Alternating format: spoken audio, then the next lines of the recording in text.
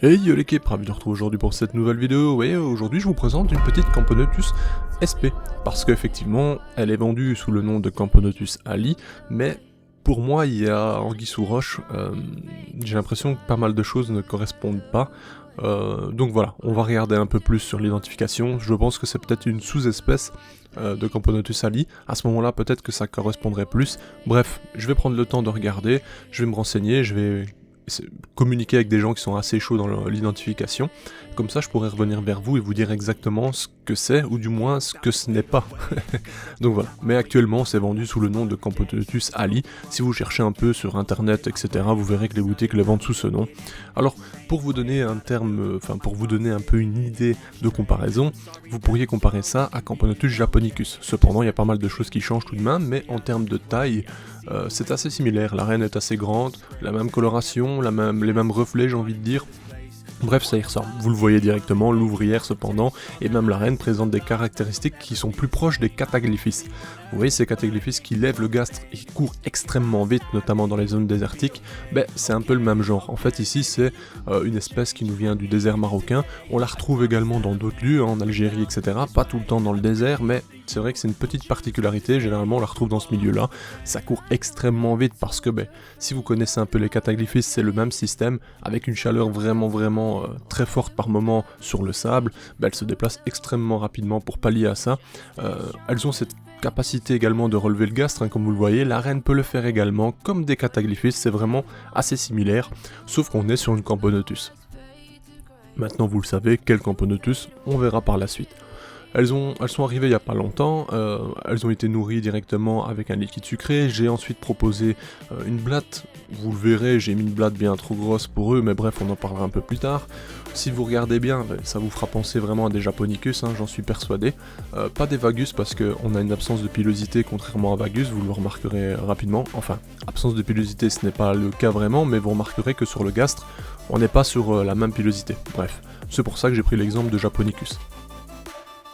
Mis à part ça, on le voit tout de suite, trophalaxie dans la colonie sans aucun problème, comportement classique en soi, mais attention au nourrissage, si vous les laissez sortir parce que voilà, vous n'avez pas envie de l'écraser, parce que vous avez peur de faire mal ou quoi que ce soit, vous voyez l'idée, des fois on a un mauvais réflexe, on vite fermer parce qu'on croit qu'elle va s'échapper, bon voilà, si vous voulez éviter de faire du mal comme ça, en fait si elle sort, vous allez vous remarquer directement que effectivement ça court extrêmement vite, mais vraiment très vite, et bonne chance pour les rattraper, bref.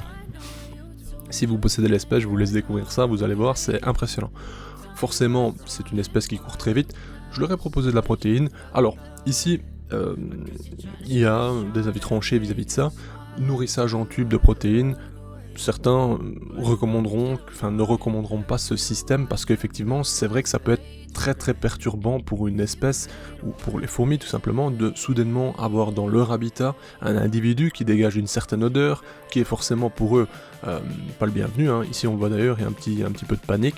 Bon, cependant pas de problème pour la suite, 80% des fourmis ça va bien se passer, mais c'est vrai que lorsque vous avez des ouvrières, le mieux est certainement de nourrir en aire de chasse. Maintenant, libre à vous de faire ce que vous voulez. Moi je nourris sincèrement le 3/4 du temps dans des tubes quand c'est des fondations. Je n'ai jamais eu de problème pour autant, mais c'est vrai que ça peut être un élément perturbateur pour une fondation un peu difficile. Mis à part ça, je pense qu'on a fait le tour des Camponotus pseudo-Ali, vous voyez l'idée, ce n'est pas vraiment cette espèce je pense, je m'avance peut-être, je dis peut-être des bêtises, mais pour moi ça correspond pas trop, donc on verra plus tard l'identification, si effectivement on est sur une autre espèce et que c'est juste un nom commercial qu'on a donné à celle-ci pour se faciliter les choses, bref on verra. Sinon franchement c'est une chouette découverte, j'espère qu'elle vous plaira parce que c'est assez atypique, on verra plus tard, les majors notamment comment ça se passe, et bref j'ai hâte déjà de voir le développement de celle-ci. Bref, je vais vous présenter une autre espèce dans peu de temps, que vous n'avez pas encore vu sur la chaîne, qui est assez incroyable également, que j'ai depuis un moment, et je vais vous en parler tout simplement.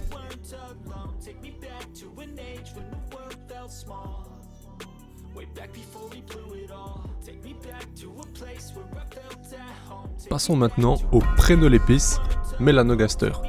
Chaque fois que je prononce Prenolepis, en fait je dis Prenolepsis le 3/4 du temps, ce qui est une erreur en soi, mais bon, c'est pas grave, vous avez compris l'idée. Alors, cette magnifique Prenolepsis Melanogaster qui nous vient donc du sud de la Chine. Généralement c'est dans des forêts humides ou tout simplement des prairies, mais également des milieux urbains, parce que bien entendu voilà, on s'installe partout, donc forcément elles sont en place et n'ont pas le choix, donc elles vont s'adapter à des petits parcs, etc. Mais en général voilà, le milieu qu'elles préfèrent c'est quand même les forêts un peu humides, et bref, vous avez compris l'idée. C'est donc une espèce de fourmi pot de miel asiatique. Parfois on dira fausse fourmi pot de miel parce qu'effectivement lorsqu'on prend pour référence les fourmis pot de miel on parlera essentiellement de Myrmecocystus. Ce que vous voyez bouger dans le tube également, ne vous inquiétez pas, ce sont des colamboles de petite taille parce que c'est des petits pour l'instant, enfin ça va grandir, mais rassurez-vous, ce n'est pas des acariens ou quoi que ce soit, au contraire c'est très bien pour ma colonie. Bref, même si en tube ça peut générer un peu trop de stress, mais passons. Ici, comme vous le voyez, au final, elle a une coloration assez incroyable. Vous remarquerez tout de suite pourquoi on dit fourmi pot de miel, enfin du moins elle est fausse fourmi pot de miel. C'est une des plus grandes Prenolepis, Melanogaster. On a bien entendu d'autres espèces qui sont en Europe, enfin d'autres fourmis du genre. Qui sont de moins grande taille et donc moins impressionnantes, et la coloration surtout, je trouve que c'est un atout qui est vraiment génial. Alors je vois déjà venir les commentaires me disant est-ce que tu penses par exemple que c'est mieux pour débuter, etc. Franchement je ne saurais vous dire, parce qu'actuellement mon expérience avec celle-ci n'est pas vraiment enrichissante. Est-ce que j'ai reçu une fondation avec une reine boostée? Je ne sais pas. Je n'arrive pas à faire développer cette fondation. C'est-à-dire que ma reine a déjà pondu, mais le couvain disparaît sans cesse. Qu'importe la façon dont je les élève, le setup que je leur propose, l'humidité, bref. Actuellement, j'arrive pas à trouver les conditions qui leur permettraient d'évoluer. Alors, il y a plusieurs possibilités. C'est vraiment, soit on a vraiment une reine qui n'est pas fertile et qui ne pond pas, ou qui pond mais ça se développe pas et par conséquent les ouvrières ou la reine consomment le couvain ensuite. Ou alors je ne sais pas, ou alors je ne maîtrise pas l'espèce du tout, je ne sais pas. Mais là je suis sur un nouveau test, donc vous voyez ce tube avec directement du substrat à l'intérieur, une humidité un peu plus importante, on verra comment ça se passe, peut-être que c'est ce qui leur manquait, franchement je ne saurais dire. Mis à part ça, je trouve que l'espèce est vraiment magnifique. Si on veut, on peut également s'amuser, comme on l'a déjà fait, avec des colorants alimentaires, donc, pour justement voir les différences dans les gastres. Ça peut être très sympa. Bon, je vais pas le faire pour l'instant parce que je veux juste mener à bien l'espèce, donc je la laisse tranquille, je la nourris tranquillement, et on verra par la suite comment ça évolue. Mais je pense que sinon, si vous voulez vous amuser avec des Prenolepis, il y a plein d'espèces qui pourraient remplir les conditions. Bon, bien sûr, la taille joue sur la taille des gastres ensuite. Si vous avez des Prenolepis de petite taille, forcément il n'y aura pas une dilatation importante dans le gastre. Ici je pense que certaines ont déjà le maximum quasiment. Bon ça c'est à l'image non, mais celle que vous avez vue à droite par exemple, je pense qu'on est déjà sur la taille maximum.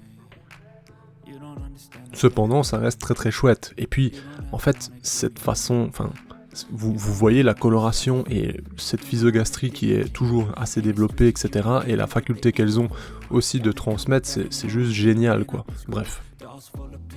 La reine, ceci dit, est vraiment canon. Elle pourrait vraiment vous faire penser à une Myrmecocystus, parce que la coloration, le style, etc. On pourrait dire, ah tiens, t'as acheté une nouvelle Myrmecocystus, mais non, pas du tout au final.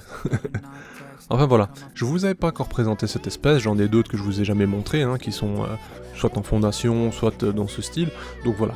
J'aime de temps en temps vous faire des petites surprises et ne pas spécialement vous donner absolument tout ce que je possède, comme ça, tôt ou tard, je peux toujours vous sortir une petite dinguerie qui est restée sous le coude, quoi, vous voyez un peu l'idée.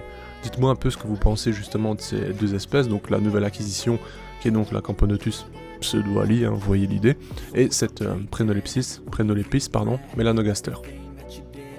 J'espère en tout cas que les deux vont se développer correctement. Je me fais un peu de tracas pour celle-ci que vous avez à l'image parce qu'effectivement je ne trouve pas encore les critères. Je ne sais pas trop ce qui s'est passé. Peut-être qu'elle a mal vécu son voyage, peut-être que avant ça elle était sous-alimentée, enfin je sais pas. Il y a plein de raisons qui peuvent rentrer en compte pour que celle-ci n'évolue pas correctement. Voilà, je peux faire que des suppositions, je n'aurai pas spécialement les réponses, mais cependant je vous assure que je vais donner le maximum pour favoriser son développement, et en croisant les doigts que celui-ci, que je trouve peut-être une solution. Sur ce, je vous remercie d'avoir regardé cette vidéo, je vous dis à bientôt l'équipe pour de nouvelles vidéos bien entendu, d'autres espèces arrivent encore, oui encore, vous allez voir il y a pas mal de choses sympas. Sur ce, on se dit à bientôt pour de nouvelles vidéos, bye, profitez bien de votre week-end, bye l'équipe.